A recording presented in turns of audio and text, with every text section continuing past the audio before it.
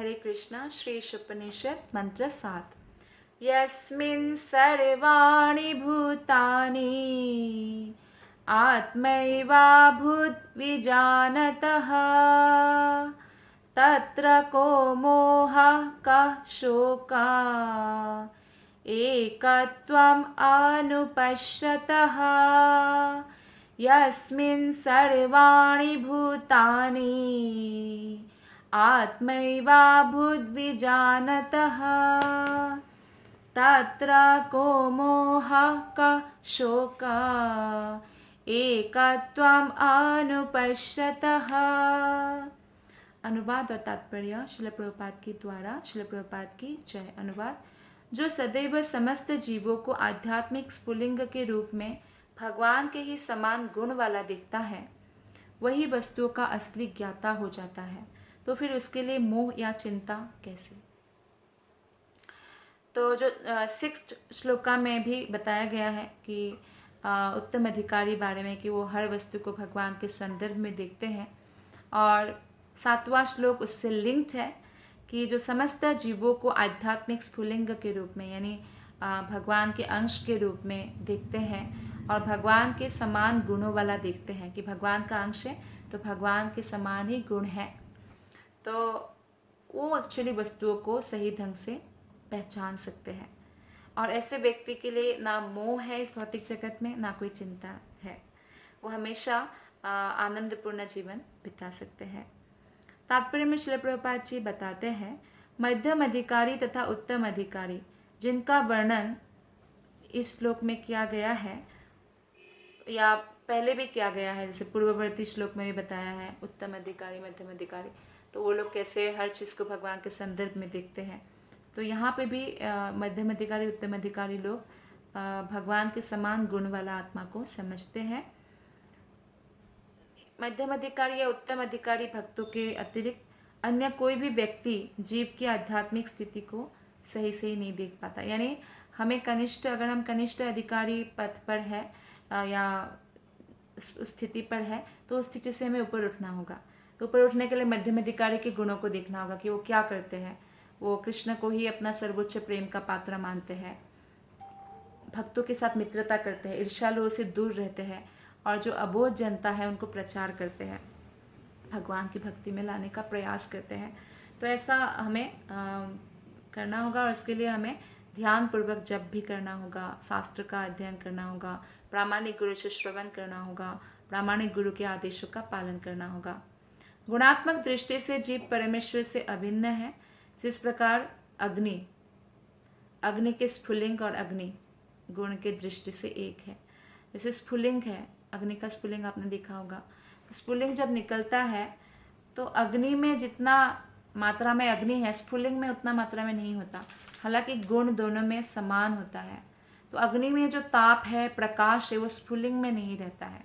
ये डिफरेंस है। अर्थात क्वालिटी सेम है भगवान और हमारा, क्वांटिटी में फ़र्क आता है। जैसे सोने के खान से आपने एक अंगूठी निकाल लिया तो अंगूठी भी सोने का ही है, उसमें भी सेम गुण है सोने के खान जितना, लेकिन क्वांटिटी में बहुत डिफरेंस है। एक छोटा सा ये अंगूठी है और वो बहुत बड़ा खान है। तो महाभागवत को इनमें एकत्व इसलिए दिखता है क्योंकि वह प्रत्येक वस्तु को परमेश्वर की शक्ति के रूप में देखता है, इसलिए एकत्व दिखता है। तो वो भगवान से अलग नहीं समझते कोई भी वस्तु को, क्योंकि सब वस्तु कृष्ण की शक्ति का ही जो है रूपांतर है। शक्ति और शक्तिमान में कोई अंतर नहीं होता, अतएव उनमें एकत्व भाव होता है। जैसे सूर्य और सूर्य के प्रकाश में एक्चुअली अंतर नहीं है, क्योंकि सूर्य के कारण ही सूर्य का प्रकाश है। लेकिन यहाँ पे विश्लेषणात्मक दृष्टि से अगर देखा जाए, ताप तथा प्रकाश अग्नि से भिन्न है। तथापि ताप तथा प्रकाश के बिना अग्नि शब्द का कोई अर्थ नहीं रह जाता, इसलिए एक भी है ताप प्रकाश अग्नि। जहाँ अग्नि है वहाँ ताप प्रकाश होते ही है। इस मंत्र में एकत्वम अनुपश्यतः ये शब्द सूचित करते हैं कि मनुष्य को चाहिए कि वो प्रामाणिक शास्त्रों की दृष्टि से समस्त जीवों के एकत्व को देखें, शास्त्रों के हिसाब से देखें। एक्चुअली भेदाभेद तत्व, अचिंत्य भेदाभेद तत्व, ये बताते हैं अचिंत्य भगवान को हम कल्पना के द्वारा नहीं जान सकते। ऐसी उनकी बहुत कार्य है, लीलाएं हैं जो अचिंत्य है, हमारे चिंतन शक्ति से परे है। भेद अभेद दोनों जानना होगा। भगवान और हमारे में भेद है भी, क्योंकि हम आत्मा हैं, वो परमात्मा है, और आत्मा कभी परमात्मा या परमेश्वर नहीं बन सकते हैं। और अगर गुणात्मक दृष्टि से देखा जाए तो अभेद भी है, एकत्वम एक ही है। तो ये बताया गया है एकत्वम मतलब। तो परम पूर्ण भगवान के पृथक पृथक स्फुलिंगों में पूर्ण के लगभग 80% ज्ञात गुण पाए जाते हैं, लेकिन मात्रा में वे परमेश्वर के तुल्य नहीं है। मात्रा में परमेश्वर के अंदर बहुत अधिक जो है गुण है मात्रा में, लेकिन भगवान के अंदर जो गुण है उसका 80% जो गुण है वो जीवात्माएं में पाए जाते हैं। लेकिन जब तक हम उत्तम अधिकारी नहीं बनते वो गुण हमें दिखता नहीं है, क्योंकि भौतिक गुणों से वो आवृत हो चुका है। तो ये गुण सूक्ष्म मात्रा में उपस्थित रहते हैं, क्योंकि जीव उन परम पूर्ण का क्षुद्र अंश ही होता है। इसलिए जब हम भगवान की भक्ति करते हैं तो समस्त देवताओं के सद्गुण हमारे अंदर प्रवेश करने लगते हैं।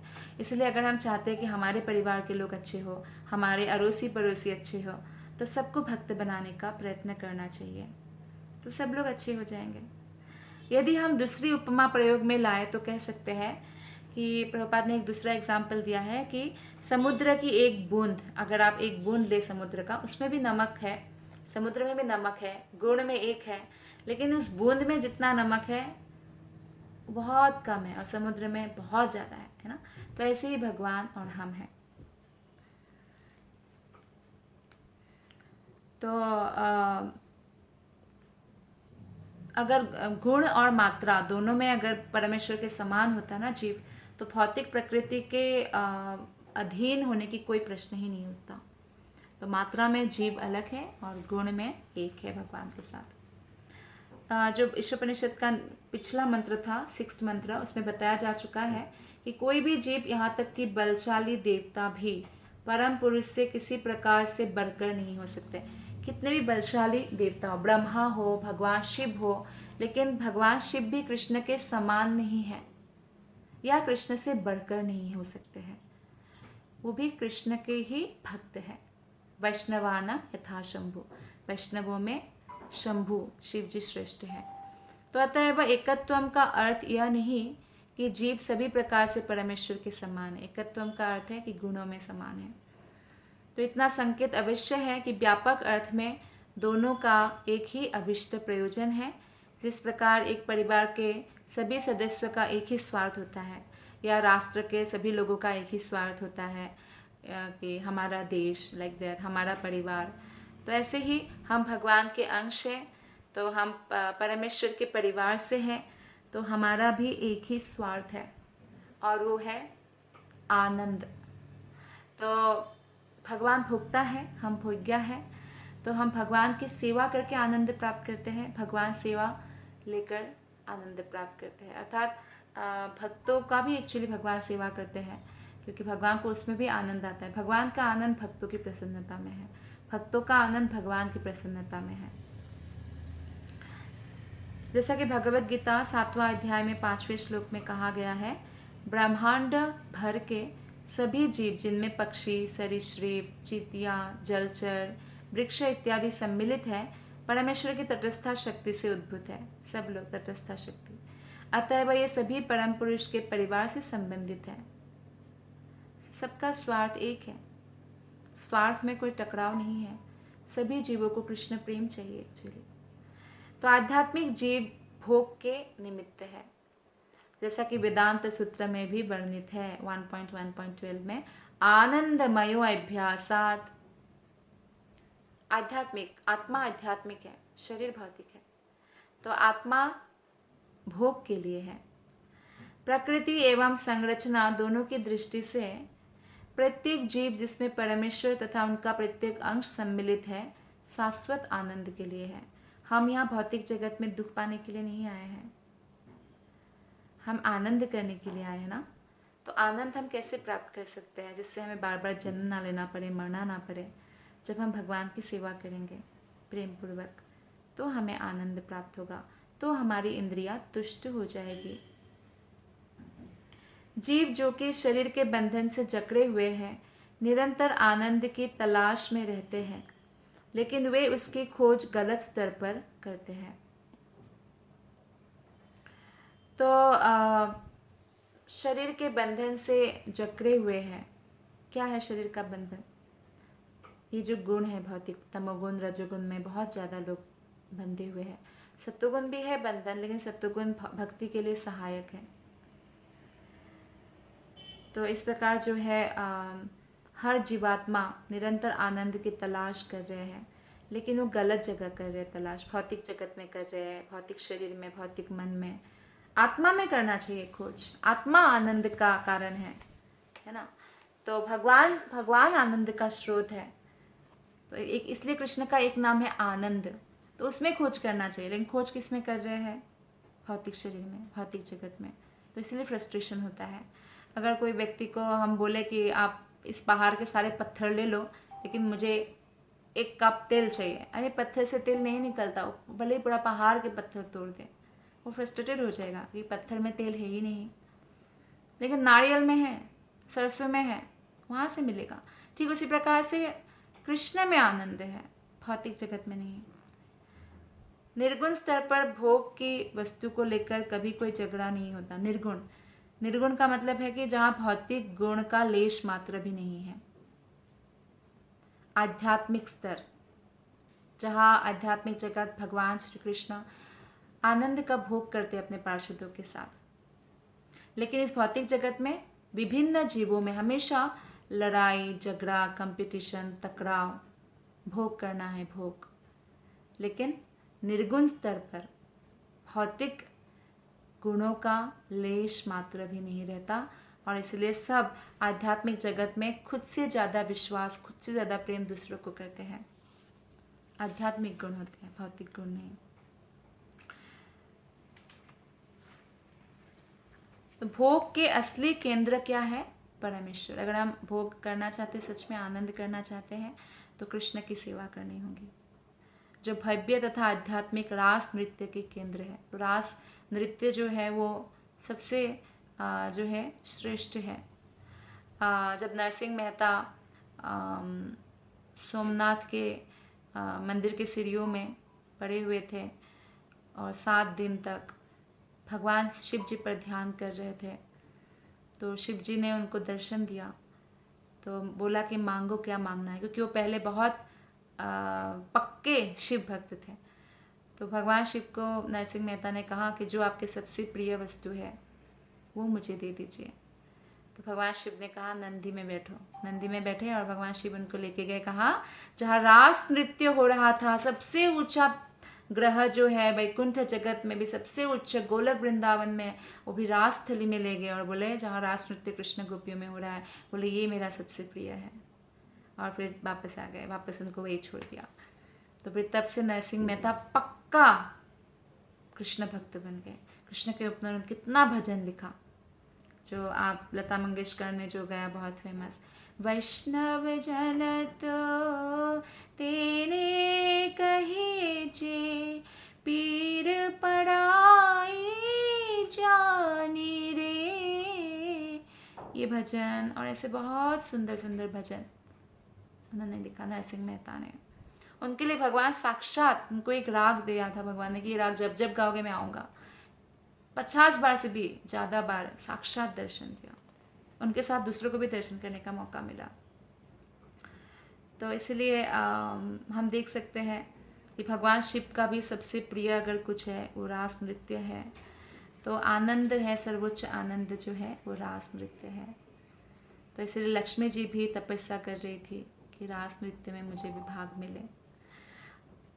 तो हम सब उनके साथ रहने तथा दिव्य रुचि तथा विरोध रहित जीवन बिताने के लिए है। आध्यात्मिक रुचि का ये उच्चतम स्तर है, और जो ही कोई एकत्व के इस पूर्ण रूप को पा लेता है, त्यों ही मोह या शोक का कोई प्रश्न ही नहीं रहता। मोह होता है ना हमें, तो शोक भी होता है। हम किसी वस्तु से अटैच्ड हो जाते हैं ना, उससे दुख भी मिलता है। तो हमें इस तब कोई भी दुख का कोई कारण नहीं रहेगा अगर हम उच्चतम स्तर तक पहुंच जाए आध्यात्मिक रुचि में। तो ईश्वर विहीन सभ्यता का उदय माया से होता है, और ऐसी सभ्यता का परिणाम क्या होता है? शोक होता है। इसलिए आप आज देखेंगे, जो पहले आप सुने भी नहीं होंगे, आपके दादी दादा साइकेट्रिस्ट के पास लोग जाते हैं। क्यों जा रहे हैं? क्योंकि मन को मैनेज नहीं कर पा रहे हैं। जब तक मन कृष्ण में नहीं लगेगा, मन हमें बहुत परेशान करेगा। आधुनिक राजनीतिज्ञों ने जिस प्रकार की ईश्वर विहीन सभ्यता का प्रतिपादन किया है, वो हमेशा चिंता में रहते हैं, क्योंकि किसी भी समय यह ध्वस्त की जा सकती है प्रकृति के नियमों द्वारा। हमेशा चिंताग्रस्त रहते हैं जो भौतिक चीज़ों के पीछे भागते हैं। हमेशा एक डर लगा रहता है हृदय में। लेकिन जो कृष्ण के पीछे भागते हैं उनको डर नहीं है, क्योंकि कृष्ण के पीछे भागने वाला कृष्ण को प्राप्त करेंगे ही। जैसा कि भगवत गीता में 7वें अध्याय में 14वें श्लोक में कहा गया है कि जिन लोगों ने भगवान के चरण कमलों में आत्मसमर्पण कर रखा है, उनके सिवाय कोई भी प्रकृति के करे नियमों को नहीं लांघ सकता।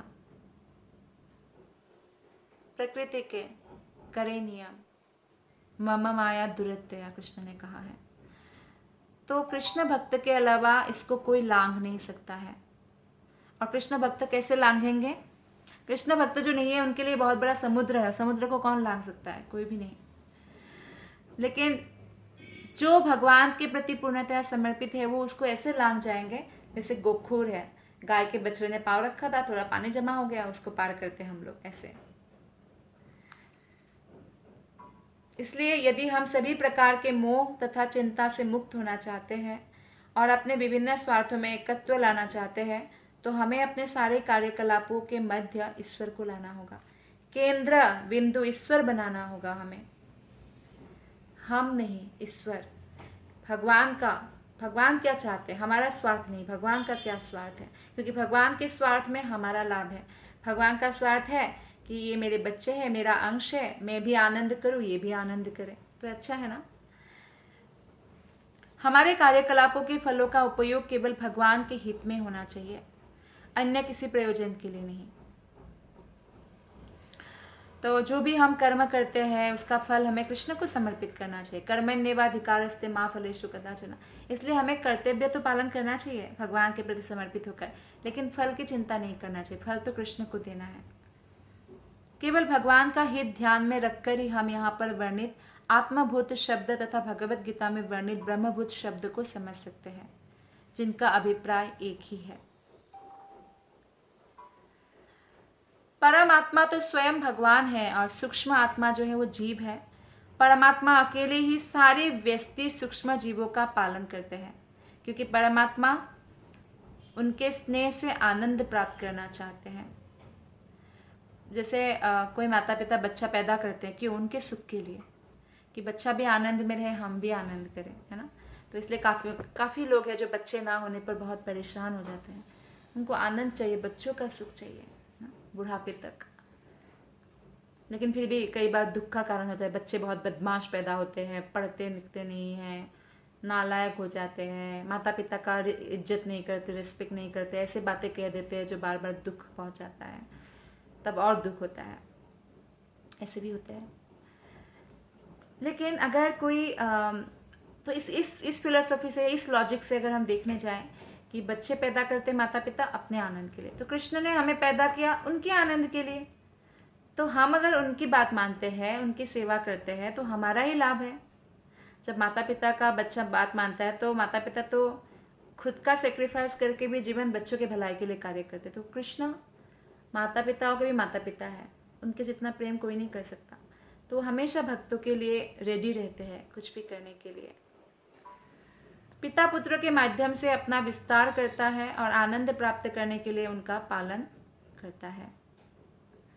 तो इसीलिए पुत्र पिता की इच्छा के प्रति अगर आज्ञाकारी होते हैं तो परिवार के सारे कार्य बहुत सुखमय वातावरण, मधुर व्यवहार, सुचारू रूप से चलता रहता है। अगर पुत्र और पिता में हमेशा लड़ाई होता रहेगा तो क्या होगा? या पुत्र घर छोड़कर चला गया।